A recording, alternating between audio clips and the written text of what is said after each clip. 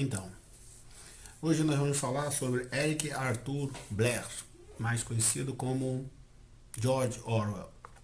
Vamos falar um pouco sobre o livro A Revolução dos Bichos.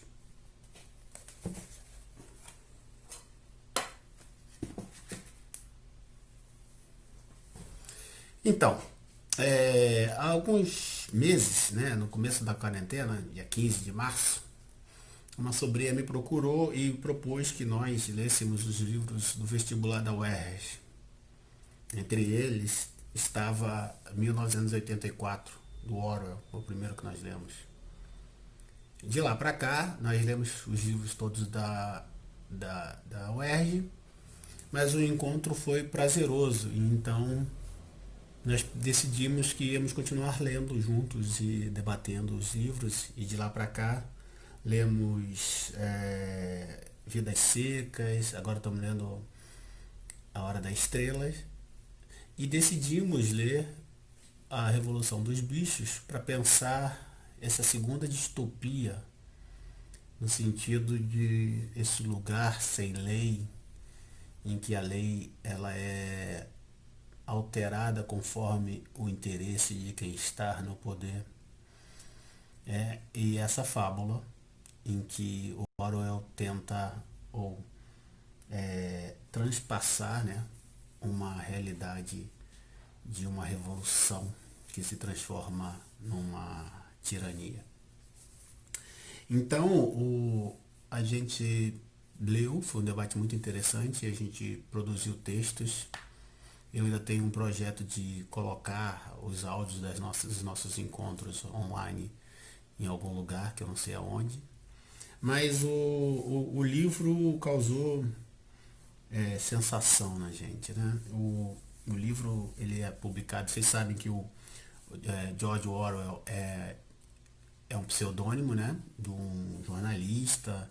Na verdade, a ideia de jornalista vem um pouco depois. O Eric Arthur Blair foi tudo. Tudo que ele pôde fazer para sobreviver, ele fez, inclusive ser jornalista. E ele escreve esse livro em 1945, portanto, 3 anos antes de 1984. Né? 1948, 3 anos antes.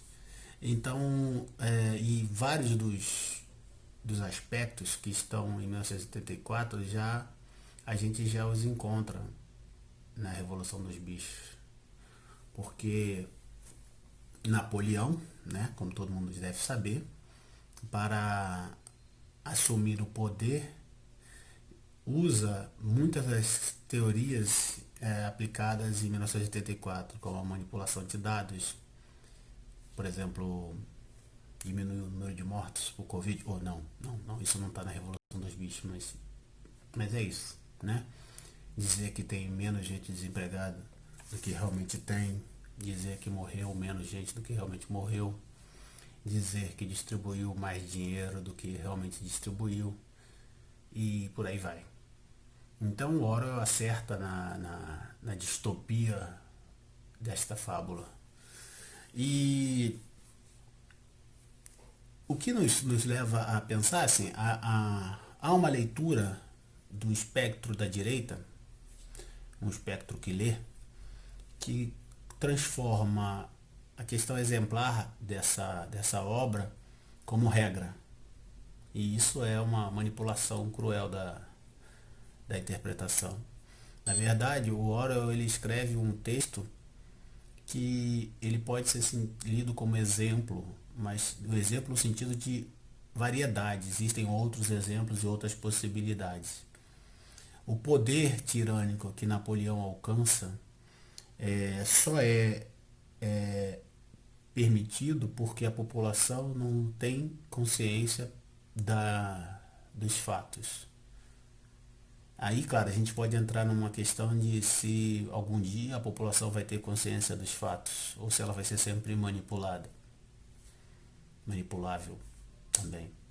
Não sei.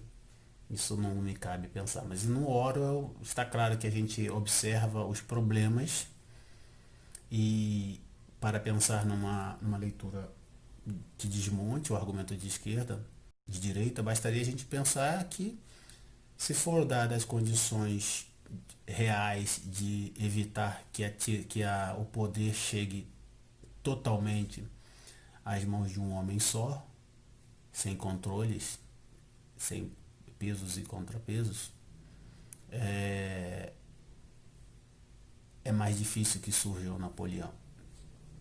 Então essa leitura ela é pobre, e tem uma leitura que é mais cruel, que é aquela que pressupõe, que não sei de onde é que eles tiraram isso, talvez apenas um interesse de manipular, que o comunismo é a igualdade entre os homens.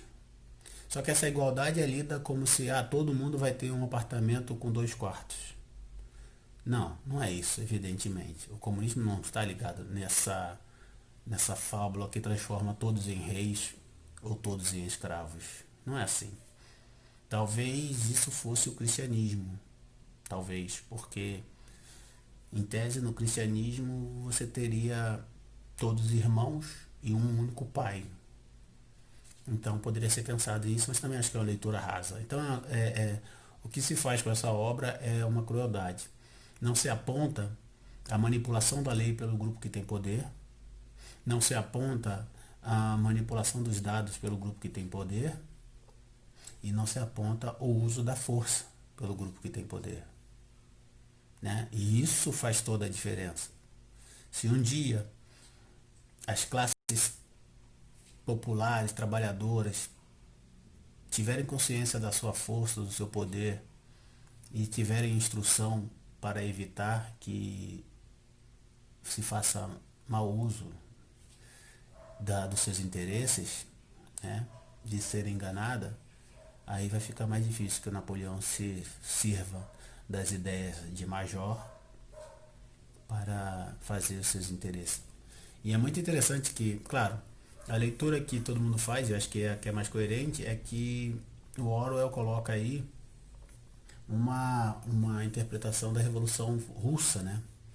Em que Major, o primeiro porco, que é o porco das ideias, morre, mas depois de ter previsto um mundo de igualdade entre os bichos.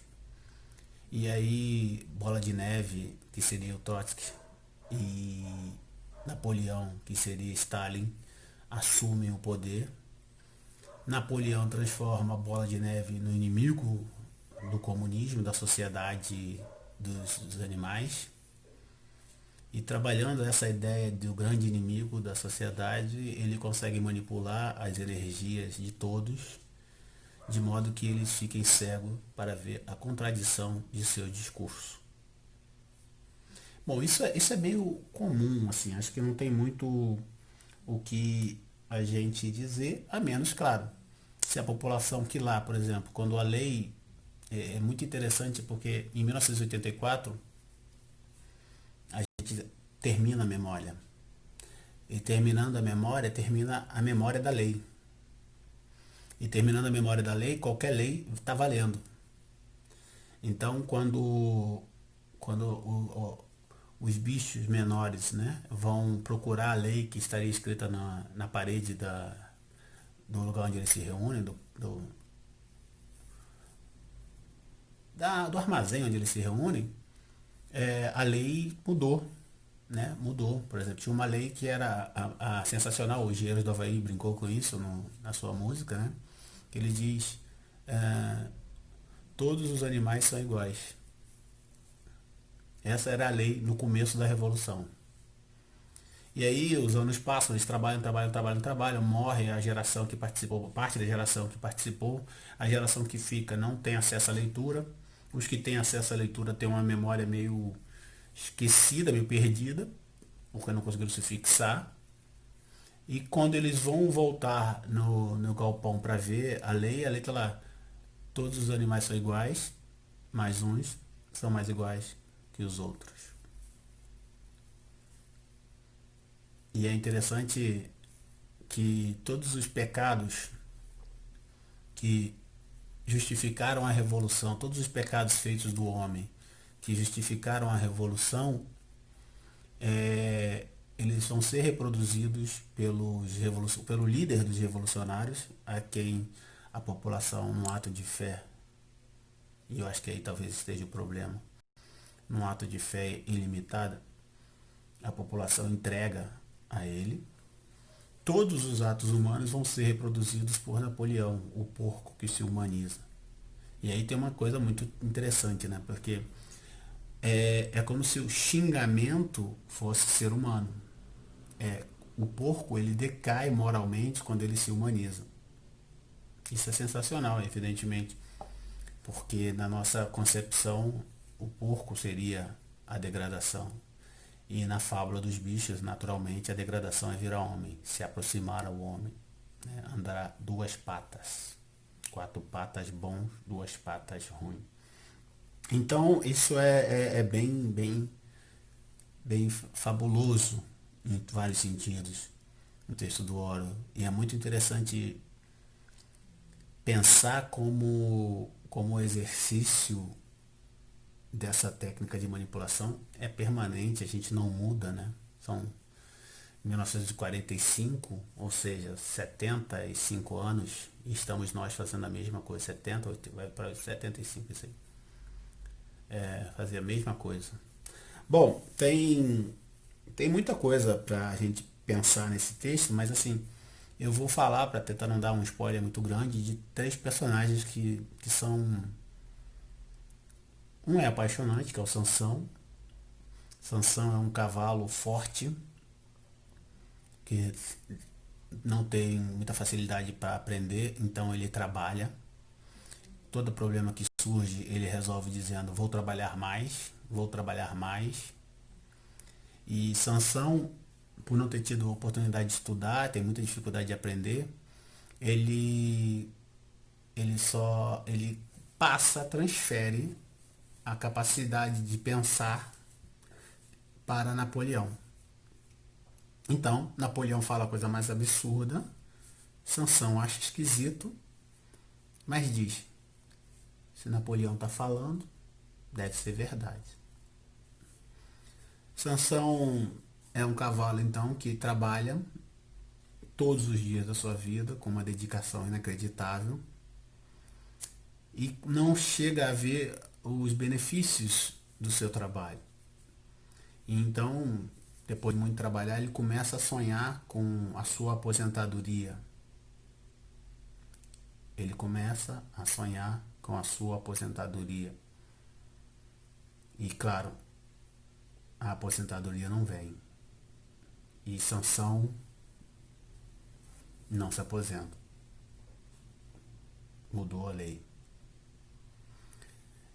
O sonho de Sansão era que quando ele se aposentasse, ele pararia de trabalhar, né, evidentemente, e então iria voltar a estudar para entender melhor o mundo no qual ele estava inserido.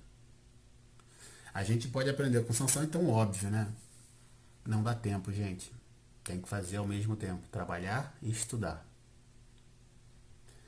Um outro personagem sensacional é Benjamin. Benjamin é o porco, e é o porco que é alfabetizado, que consegue ler, aprendeu a ler sozinho. Isso é uma coisa também que está claro no livro, que não fornecer a capacidade de ler aos outros bichos permite que quem saiba ler fique na crista da onda, domine o mundo. E Benjamin aprende a ler, né? Benjamin aprende a ler.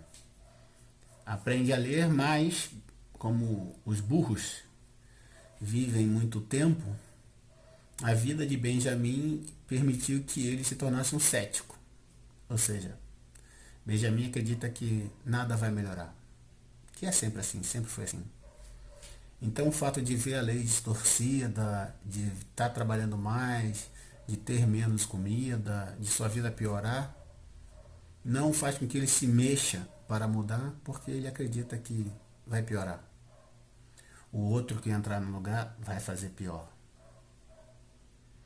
Isso é um problema, porque se a gente assumir o lado Benjamin que tem na gente, a gente pode imaginar que o sofrimento alheio não nos interessa e que 30 mil mortos, não sendo ninguém que a gente ame muito, porque porque se for alguém que ele te ame pouco, a gente fica um pouco triste, mas acorda no dia seguinte e vai trabalhar. Não faz diferença. Então, e claro, mais cedo ou mais tarde, sobra para Benjamin. O outro personagem que é interessantíssimo da obra do Orwell é Garganta. Garganta é como é que eu vou dizer? O secretário de comunicação da presidência. Garganta é aquele personagem capaz de dizer que 2 mais 2 é 5, pra gente lembrar 1984. E só que quando ele diz isso, ele diz de tal forma que parte da população começa a dizer: é uma gripezinha? Ah, então é isso. Ah, vai morrer 1% da população? É, vai morrer. Garganta, ele tem uma capacidade de convencer as pessoas de que o governo está fazendo o melhor que pode. E isso é muito interessante, porque Garganta, ele seria o Goebbels dos nazistas, mas na verdade nós temos dezenas de Gargantas por aí, dispostos a transformar o discurso naquilo que for melhor para ele, porque Garganta é porco, ou seja, é aquela classe que sabe, sei lá Deus por quê, é privilegiada. Então, ele de certa forma também acredita que é assim porque é assim. E para ele tá tudo bem.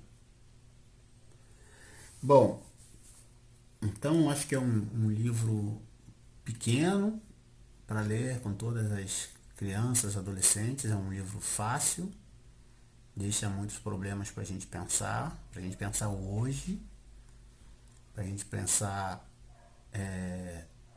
nesse se nós somos Sansão, se nós somos ah, Benjamin, se nós somos Garganta, e saber se é essa a nossa função mesmo no dia a dia desse país que parece muito o sítio A Granja dos Bichos.